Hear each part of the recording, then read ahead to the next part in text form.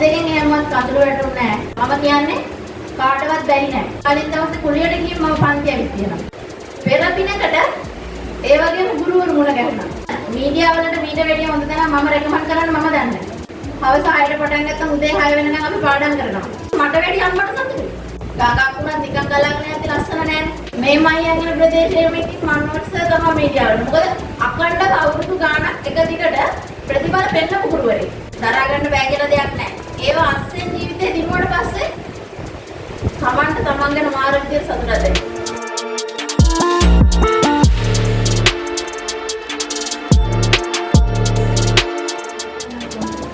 මම නමින් නිරෝෂා චාන්දිනී. එක වසරේ ඉඳන් 11 වසරට යනකම් ගියේ ඉස්සල්පතේ ආයකොළ මහා විද්‍යාලයේ. උසස් පෙළට A-level කරන්න ආවේ ඉස්සල්පුර ජාතික පාසලට. ආරම්භයෙන් ඉස්කෝල දෙකේ නම් දෙවි තියෙනවා. මොකද අද මෙහෙම කෙලින් හිටගෙන ඉන්න අම්මා තාත්තාගේම ඉස්කෝල වලින් හම්බෙච්ච ගුරුවරු ඒ හැමදෙනාගේම ශක්තිය තමයි මේ දෙපයින් නැගිටලා ඉන්නේ. මේ ටියුෂන් ගුරුවරු නෙවෙයි. මේ තමයි ජීවිතේ මේකයි මෙන්න මේක තමයි ගමන. ඒ ලෙවල් වලින් මෙතන තමයි හැදෙන්නේ. මෙන්න මෙහෙමයි ගමන යන්නේ කියලා දෙන්න පුළුවන් ගුරුවරු තමයි මේ ඉන්නේ. ජීවිත කතාව කියන්නේ කියොත් මම උසස් පෙළට ඇවිත් ඉඳි 23 10 වෙනි මාසේ 12 මම ඉස්කෝලේට ගිහින් ඉඳි IT ලැබ් එකේ ඉඳි ගෙදරින් හොයන්න යනවා මාව. ගමෙන් තාත්තා නැති වුණා. මම ඉස්කෝලේට ගිහින් ඉඳි. තාත්තා නැති වෙලා ගෙදර යන් කියලා. ගියා. මේ ඇස් දෙකෙන් එහෙමවත් කඳුළු වැටුන්නේ නැහැ. මොකද දැකපු හේන මහා ගොඩක් දැක්කා මගේ අම්මා තනියෙන්. මගේ තාත්තා අසනීපුනේ 2014 මම 4 වසරේ ඉති. එතකොට එදා ඉඳන් අම්මා තනියෙන් මට උගන්වලා මෙන්න මෙතනයි ජීවිතේ හොයාගෙන යන්න කියලා දුන්නා. දුක් විඳා. දුක් විඳපු එක මෙච්චරයි කියන්න බෑ. මම කියන්නේ කාටවත් බැරි නෑ. මම ඒ දවසේ පන්තියෙන් සල්ලි හොයාගන්න ඊට කලින් දවසේ කුලියට ගිහින් මම පන්ති ඇවිත් තියෙනවා. කිසි කෙනෙක්ට බැරි නෑ. මොකද කෙල්ලෙක් විදිහට මම නැගිට්ටා නම් ඔයාලටත් පුළුවන් නම් ගේ මල්ලි. ඒකටම හරියන්නම තමයි මට පෙර පිනකට ඒ වගේම ගුරුවරු මුණ ගැහුණා. කවදාවත් අතාරින්න එපා. මේ තමයි හොඳම තැන. මීඩියා වලට මීට වැඩිය හොඳ තැන මම රෙකමන්ඩ් කරන්න මම දන්නේ. මොකද ඩියුට් එකක් ගත්තා. ඒ හැමදේම මාර විදිහට පිළිවෙලට හැමදේම කියලා දෙනවා. වැටෙන අවස්ථා ගොඩක් තියෙනවා. එක්සෑම් එකට මාසෙයි කියලා තියෙදි මගේ යාළුවෝ අපි ඔක්කොම එකට පාඩම් කරේ. හවස 6ට පටන් ගත්තම උදේ 6 වෙනකන් අපි පාඩම් කරනවා. එහෙම තියෙද්දිනොත් එක්සෑම් එකට මාසයක් තිබිලා ඒත් මම අසනීප වුණා. ඒත් අතෑරියේ නෑ. මාසයක් මම ඇඳට වෙලා හිටියේ පොතක් අල්ලන්න කරන්න මොකුත් බෑ. මතක නෑ කිසිම දෙයක්.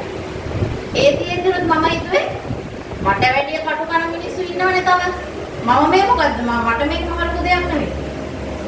හිතේ ශක්තිය ගන්න. මොකද තමන්ගේ ඉලක්කයක් තමන් දකිනවනම් වටේ පිටේ තියෙන කිසිම දෙයක් ගැන හිතන්න එපා. තමන්ගේ ඉලක්කය තමන් දන්නවනම් එතනට යන්න පුළුවන් අනිවාර්යයෙන්ම. මොකද දුක් විඳින්න ඕනේ තමයි. ගාගක් උනත් නිකන් ගලක් නැති ලස්සන නෑනේ. නේද? බාධක හැමදේම තියෙන්න ඕනේ. ඒ බාධක වලින් ජය ගන්න පුළුවන්. තමන්ගේ හිතේ ශක්තිය තියාගන්න. තමන්ව විශ්වාස කරගන්න. ඒ වගේම තමයි කොයිම වෙලාවකත් විශේෂ ගැන අවිශ්වාසය තියාගන්න එපා.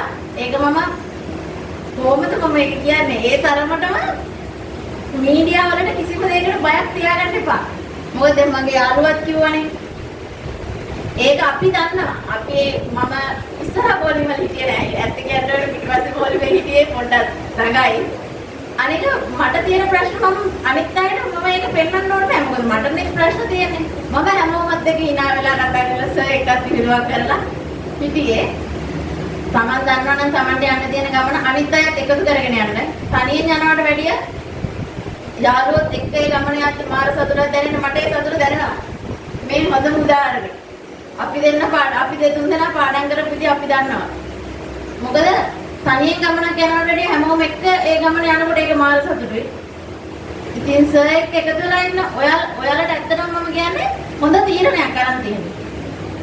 මේ උසස් පෙළ විභාගයේදී අපි ගුරුවරු තෝරගන්න තැන තමයි ලොකුම ඇත්තට මේක අපි දැන් කොච්චර වැඩ කරත් වැඩක් නැහැ. අපිට හරියට මඟ පෙන්වන්න කවුරුත් නැත්නම්. ඉතින් මේක ඔයාලා හොඳම තීරණයක් ගන්න තියෙන්නේ මනෝජ් සර් තෝරගත්ත එක.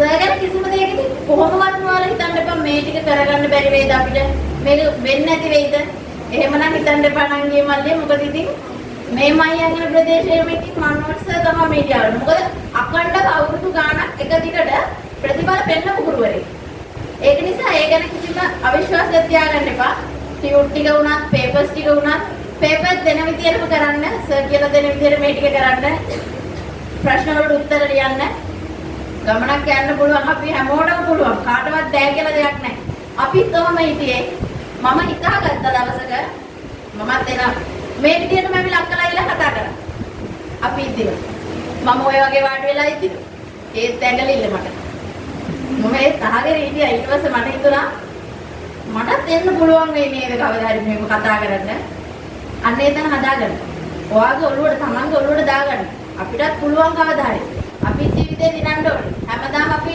මේ දන නෙවෙයි ඉන්න ඕනේ.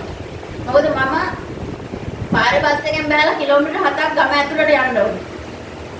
මෙහෙන් 6:10 බස් එකේ ගියාම එතන බලනකොට 7යි කාලා වගේ වෙනවා. ඒත් මම තනියෙන් යන්න ඕනේ. එකයි යන්න එන්න කවුරුත් නැහැ. ඉතින් කටු කන්න ජීවිතේ පුළුවන් තරම් අල්ලන් ඉන්න. ඒ හැමදේම දරා ගන්න. දරා ගන්න බෑ කියලා දෙයක් නැහැ. ඒව අස්සෙන් ජීවිතේ දිනුවට පස්සේ තමන්ට තමන් ගැන මාර විදියට සතුටක් දැනෙන. දෙමාපියන්ගේ ඇස්වලට සතුටු ගඳුළු ගේන්නකො. එදා ප්‍රතිඵල ආපු දවසේ මගේ අම්මා ඒත් අසනීප වෙලා හිටියේ.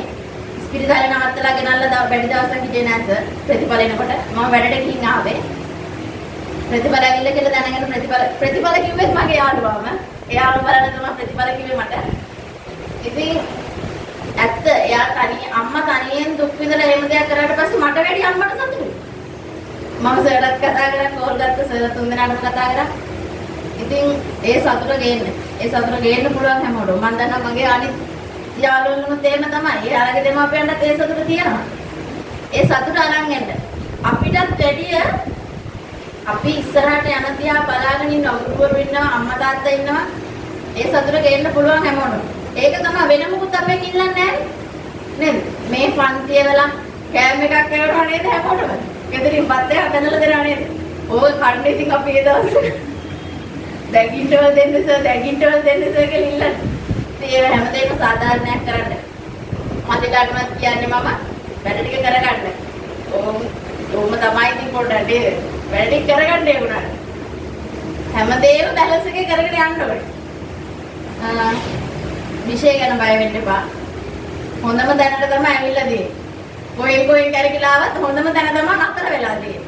මේක අල්ලන් යන්න සර් කොහොමත් ශක්තියක් තමයි ඔයාලට. ඒක අපිට ඔයාලට දැනුම් නැතුනට ඒක දැනන දවසක් එනවා.